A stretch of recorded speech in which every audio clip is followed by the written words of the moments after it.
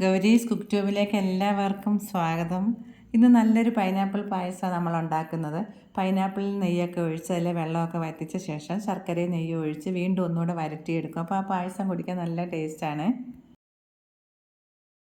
Pineapple വാങ്ങുമ്പോൾ ഇതുപോലെ വിളഞ്ഞ് പഴുത്ത ഫ്രഷായിട്ടുള്ളത് തന്നെ നോക്കി വാങ്ങാൻ ശ്രദ്ധിക്കണം.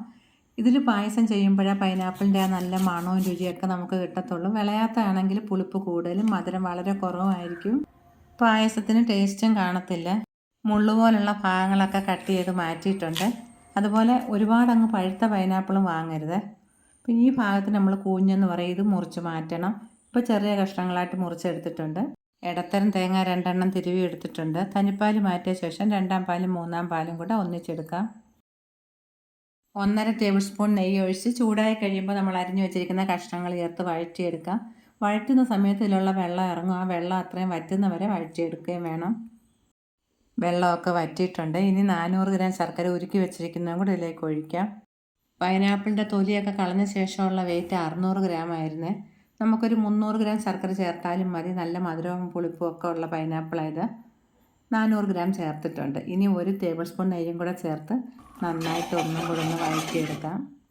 ഇങ്ങനെ വഴറ്റിയെടുക്കുന്ന പായസത്തിന് നല്ല ടേസ്റ്റാണ്. 2 ടേബിൾ സ്പൂൺ ചവ്വരി വേവിച്ചതും കൂടെ ചേർത്ത് കഴിഞ്ഞിട്ട് നമ്മൾ 2-ാം പാലും 3-ാം പാലും കൂടെ ഒന്നിച്ചെടുത്ത് വെച്ചതും കൂടെ ഇതിലേക്ക് ഒഴിച്ചു കൊടുക്കാം. 1 ലിറ്റർ പാലിൽ കുറയാതുണ്ട്. മധുരം വളരെ കുറച്ച് മതി എന്നുള്ളവർക്ക് 300 ഗ്രാം ശർക്കര ചേർത്താൽ മതി. കാരണം പൈനാപ്പിളിന് നല്ല മധുരമുണ്ട്. 3 ടേബിൾ സ്പൂൺ നെയ്യാണ് നമ്മൾ ഇതുവരെ ഇതിലേക്ക് ഒഴിച്ചത്. 1/4 ടീസ്പൂൺ ഉപ്പ് പൊടിയും കൂടെ ചേർക്കാം. പായസം നല്ലപോലെ വെന്ത് കുറുകി വന്നിട്ടുണ്ട്. 1 കപ്പ് തനിപ്പാൽ എടുത്ത് വെച്ചതും കൂടെ ഒഴിച്ച് നന്നായിട്ട് ചൂടായി കഴിയുമ്പോൾ ഏലക്കപ്പൊടിയും കൂടെ ചേർത്ത് വാങ്ങി വയ്ക്കുക. ഇതിൽ ചുക്കോ ജീരകമോ അങ്ങനെ ഒന്നും ചേർക്കുന്നില്ല. ആകെ ഇതിൽ 1 ടേബിൾ സ്പൂൺ അളവിൽ ഏലക്കയുടെ അരി പൊടിച്ചാണ് ചേർത്തിട്ടുള്ളത്. ഇനി സ്റ്റൗ ഓഫ് ചെയ്തിട്ട് ചീനിച്ചട്ടി ചൂടാക്കാൻ വെച്ചതിലേക്ക് 1.5 ടേബിൾ സ്പൂൺ നെയ്യ് ഒഴിച്ച് ചൂടായി കഴിയുമ്പോൾ എടുത്ത് വെച്ചിരിക്കുന്ന പറങ്ങേണ്ടിയും മുന്തിരിയും വറുത്തെടുക്കാം.